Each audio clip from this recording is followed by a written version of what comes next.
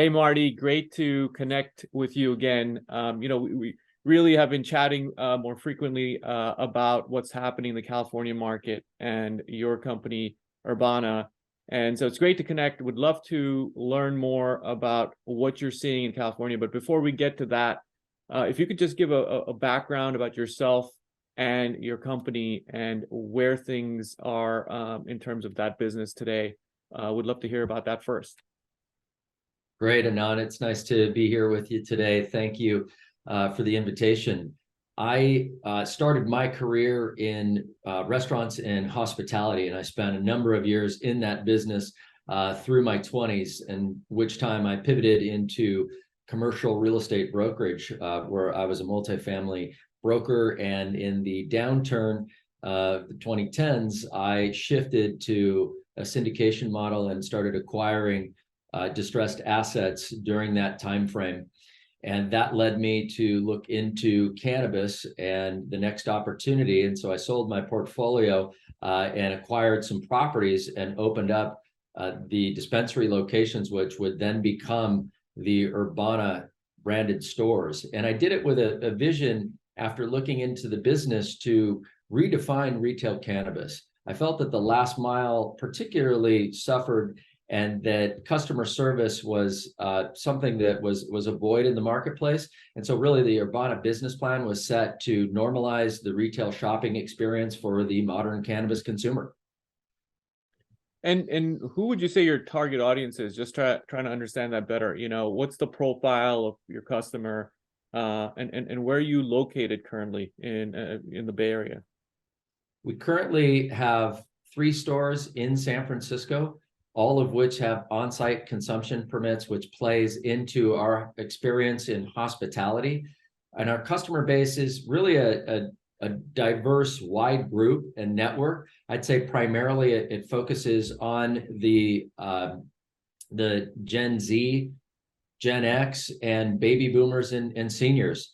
After all, I did conceive and build the store for women and baby boomers to make a market that was more accessible to an underserved segment. And I figured that if I could win there, that I would have success in the other categories. And I have done that. And we're also seeing the millennials and the Zs catch up quite a bit. Great. And tell me more about, where the business stands today. So you've got these locations.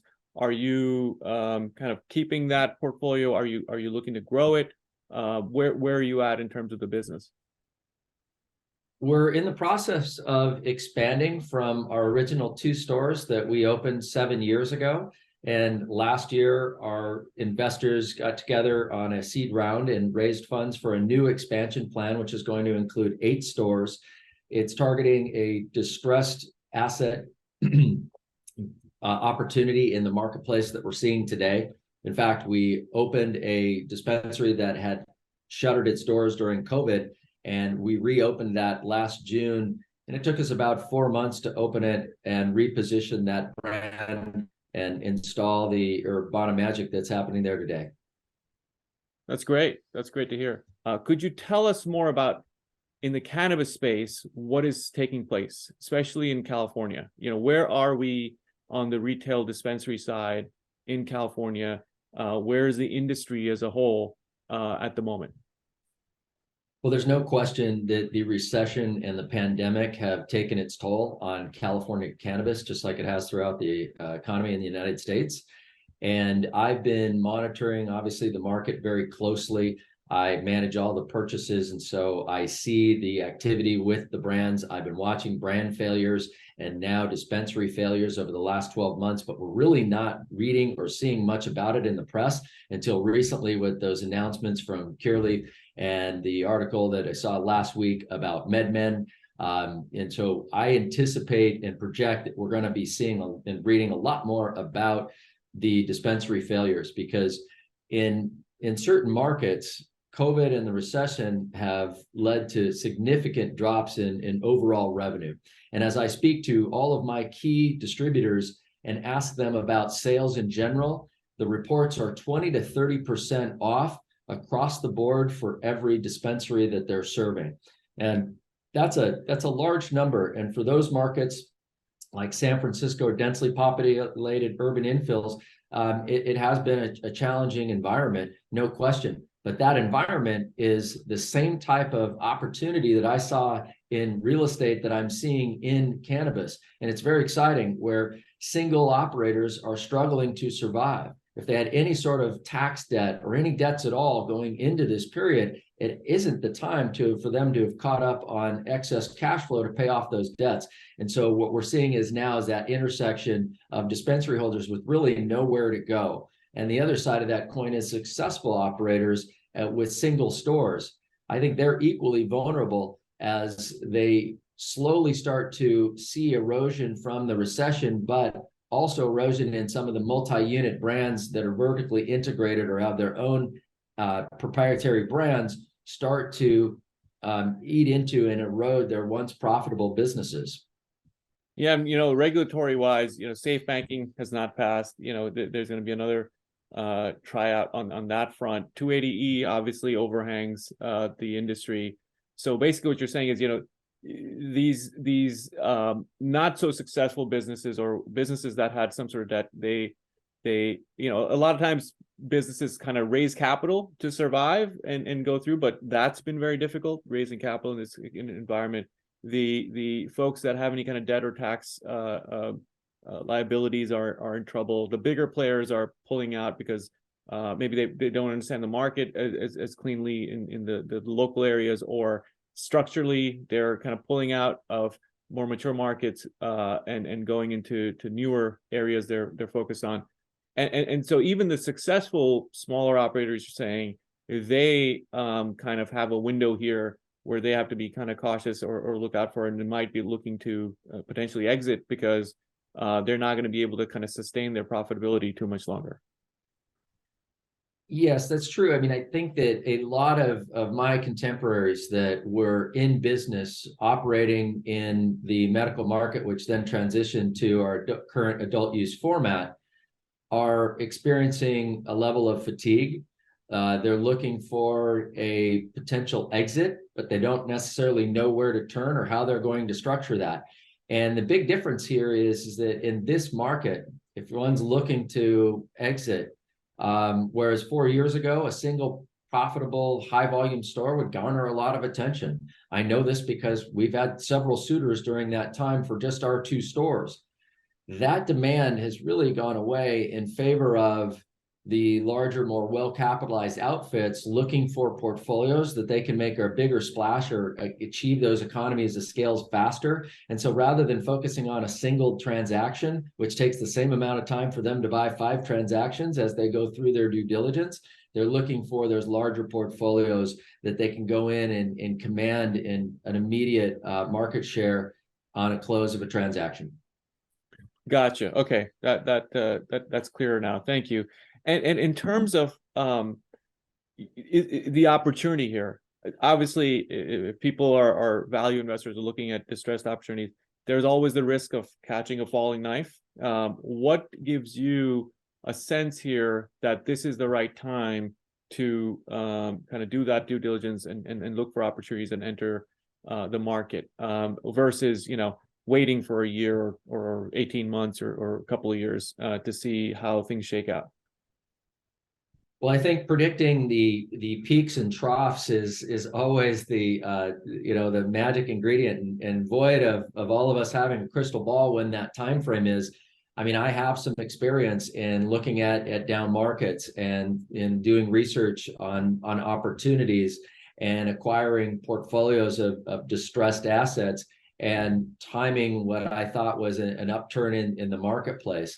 And so, I'm very close, as I mentioned, with distributors, with brands, with other operators in the state, as well as brokers that are transacting deals that are beyond my purview. And they're all reporting, the same statement comes back to me: Marty, we don't know how much farther it could drop for where the values and valuations are today. And when I look around at opportunities with values that are over 50% drop in valuations from 2020 to where they are now, that's the signal to me that this is the time to get into the marketplace. If we haven't hit the bottom, we're certainly close, and I'm confident in that small margin that I may be off will compensate in our management, our efficient operations, cutting costs, increasing revenue, and really driving profits. So that's a great point in terms of experience and kind of seeing the network you have giving you data points of how much discount you're seeing in these opportunities. When you look at a project that you're interested in this expansion that your company's looking to do, what are some of the metrics you focus on in deciding, hey, this is an interesting target that we can add under our banner versus, this is just not going to work out no matter what we do because it just doesn't fit the mold that we're looking for? Well, I think the broad strokes is that we look at our markets as a whole, and those are core urban infill locations, ideal suburban tourist-driven markets, those limited license markets that we have opportunities to pursue. And as we look at site-specific locations, my old real estate habits die hard. And we like high volume locations, high density urban locations of population metrics around the stores, a strong foot traffic as well as strong car traffic, car counts. And if we can accommodate with parking in those situations to drive people to those stores. I added and I mentioned that we have on-site consumption in our 3 San Francisco locations. We're opening up our East Bay flagship in about 3 months, and that will be our 4th on-site consumption location, where we're really giving people, and what we're seeing is that opportunity for people to come and socialize, educate themselves, join a community in cannabis. And so instead of that third place of Starbucks being the coffee shop, they're starting to stop by in Urbana to get some of that same type of socialization that they're looking for. And so I know there's always that question that I get about delivery versus retail, and is delivery taking over? Well, I certainly think during the pandemic and where we had government lockdowns, it was delivery was the way that many people purchased their cannabis, and we saw a significant number of our sales and our customers flocking over to our own delivery. So we responded very quickly in ramping up a delivery program for them. But my feeling is overall that cannabis and what we know about and how it's able to counteract some of the ailments that we have. Take sleep, for instance. Sleep products are the fastest growing segment in my store and have been over the last 2-3 years as we continue to learn and discover more about the compounds CBN. And so education is key. It's a market where it's consistently changing on what are the new products and how can they help me get sleeping, for instance, in this case. And so they're seeking out our consultants who are providing them education, who are engaged with them out on our client base, out on the floor, helping them to learn what might be best for them. And that's just something that's very difficult to do, especially if you're not a self-educator and you're going on online and researching about some of these new transitions in the cannabis product landscape, but rather coming into a store where that there's friendly faces, great service, a lounge to go and sit and enjoy and mingle with others. And those continue to be the hallmarks of Urbana's success, that service platform that people keep coming back for.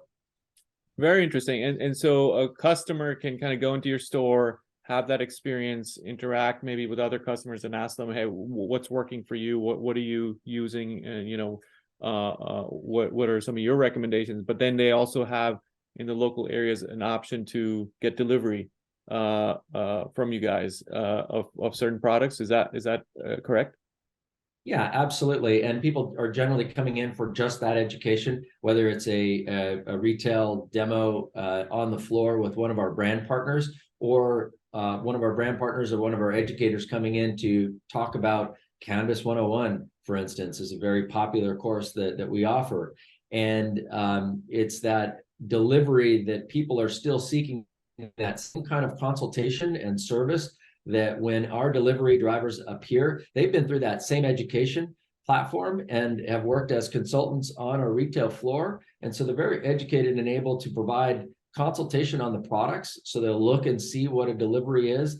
They'll know and be able to speak clearly about what a particular product might be. And that has been the biggest feedback that our customers have provided us, that they appreciate that same level of service they get in store when they want to order for delivery.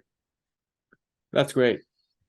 So very interesting. I'm just kind of connecting the dots between what we've been talking about. When you look at a store, let's say you close on a new location in this distressed market, what is the timeline it takes you to take that location? And obviously it might be an existing location that's been operating for a while. You might have to completely redo it. Your background is beautiful, so I'm guessing it's going to look something like that, right? How long does it take you from a build out perspective, a management kind of operational perspective, to get that thing running?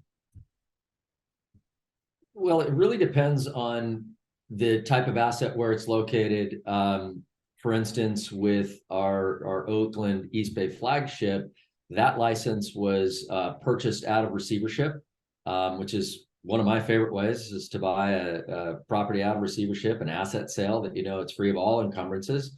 And those new starts can take upwards to a year by the time you go through a city's municipality, the process of plannings, permits, and construction and a build out.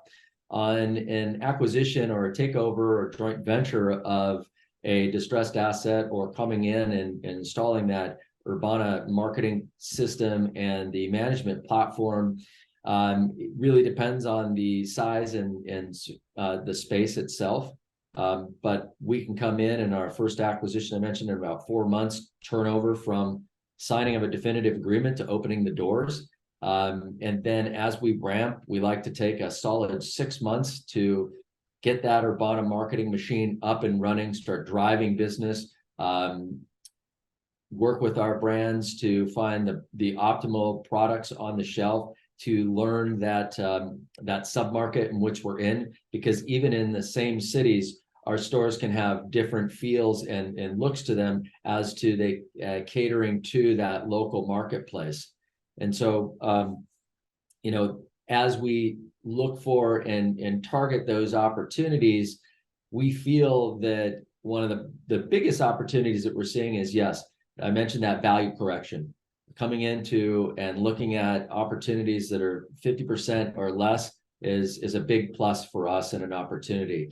The ability for creative financing in those transactions, the minimal capital outlay to take on either a joint venture, a purchase option, or a seller finance deal.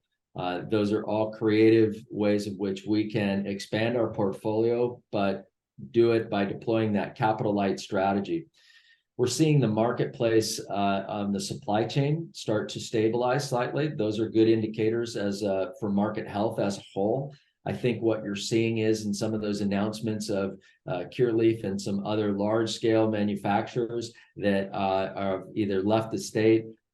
We know that we had some issues in oversupply over the last couple of years. And I think a lot of those businesses are starting to fail. And so you see the equilibrium start to return on the supply and demand side, which I believe is healthy. Yes, it increases my cost slightly, but at that time, as we expand our stores and the economies of scale start to take shape, we become a more profitable, efficient organization.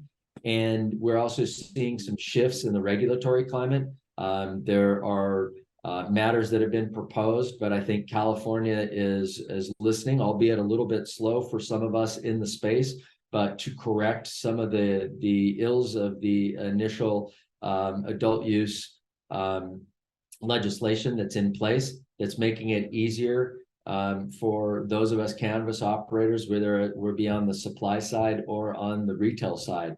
And lastly, as we start to see, which as a slight uptick or stabilization in overall sales, that is an indicator to me that we're starting to see people come back to and start spending a little bit more with frequency and or an increased spend.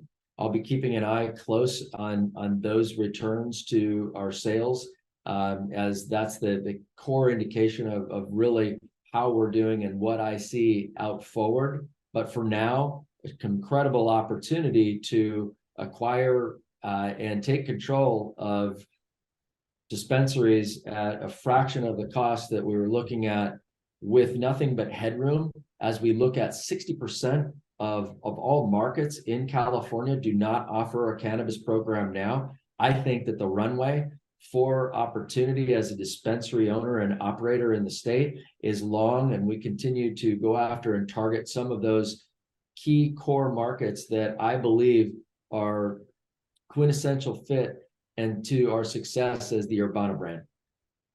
Understood. So you're looking at kind of the San Francisco area. Obviously, you're already there. What other, because California being a huge state, plenty of urban centers spread out.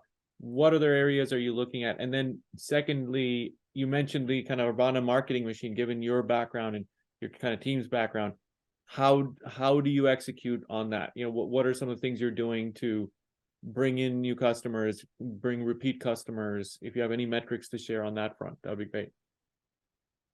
Yeah, that is, and so coming into a new market, we want to lever our own brand strength and brand equity if we have it. If we're crossing from San Francisco to Oakland, we still feel that that's fairly strong. If we, we're still in Northern California and right now known as a Northern California boutique.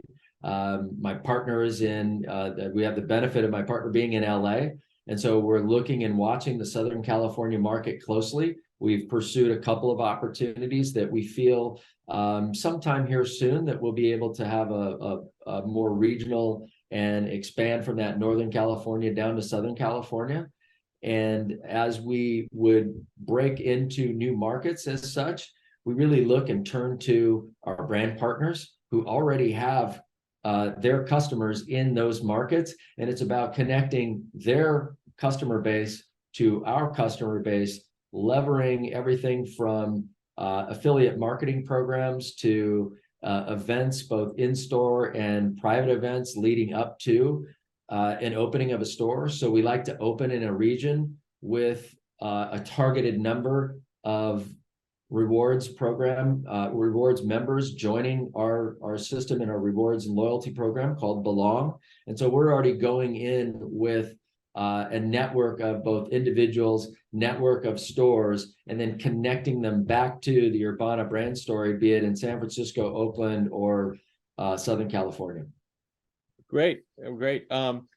Final kind of question around this, because I think we've got a very good picture of where things are at and where you guys are focused. How do you think this market is going to evolve? Where is California going to reach kind of equilibrium versus where it's at now? This industry is fascinating because, if you compare it to the liquor store model, right? Which liquor stores are saturated in the US and very consistent business model there. But cannabis is not there yet. As you mentioned, there's a large number of counties that, a majority of counties that don't have it available in California. What's kind of your kind of short, mid, longer term view on where things are going? You've got this long pipeline. How do you think it's going to play out in the next several years, let's say? Well, I think there's many factors, and those of which, starting at the legislative, changes that we hope we see coming, and that we have seen small incremental steps. I think some of those larger, more federal initiatives, like safe banking that hasn't passed, obviously that was a blow to many that were expecting or hoping for a change there. And so on the federal front, I think we've got a long roadway ahead of us that we've got a courtside seat for, but that we hope for changes both in safe banking, changes to 280E, changes to federal legalization. But here at the state level, California is listening, although, it's taking some additional time. And so I think that the world's, largest cannabis market is a place that ultimately is where the large brands, large public companies want to be. And if we're looking at interstate commerce as a potential change of the next opportunity that we may see here in the state of California, I think that's a big boon for our production facilities and cultivators up and down the state, both indoor and outdoor facilities. And so those are the grumblings, and I think the change of the winds. But at the end of the day, California is still that largest market. The large companies that have come in and that have not been able to succeed, I think it's largely been based on the extent and the history of California cannabis. Most of those large public companies are going after and targeting those oligarchy states where they come into California in a mature market that's been in place for over 20 years. With established brands, with consumers that are far more educated and have opinions about their brands and are particular about their brands. And it's also just, for me, I see it time and time again, difficult from an out-of-state entity to come into California because often they may not see the best deal. They may not receive the best pricing, or in many cases, during the run-up and the height and the fever pitch of 2017, 18, 19 in this state, as we went from medical to adult use, a lot of those companies overpaid for their assets that they were never going to be able to recoup those initial capital outlay. And that's the big change that we're seeing here that I mentioned in that drop of retail asset valuations. And that creates our opportunity. But the core to this, and what I see in success as I look at dispensaries specifically now here, is hands-on management. I can turn to every dispensary either that I'm talking to, negotiating, and unless they're a single small store, mom and pop type operator, they may be a local operator that's been very efficient over the last 10 years.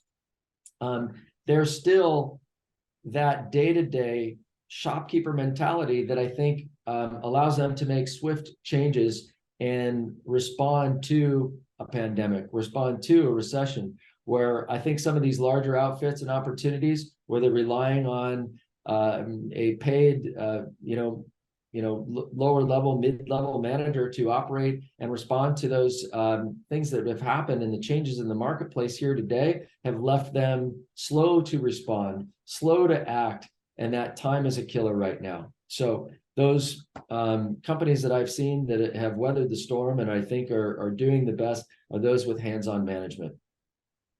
Great to hear. I think what I'm hearing is relationships matter, right? And the ability to be flexible in different environments matters in the cannabis industry in particular. So we thank you for being on this conversation and being a valued member of the SparkNett community and contributing to our knowledge about what's happening in California. Thank you, Marty. Great. Thanks, Anand. Appreciate the time today.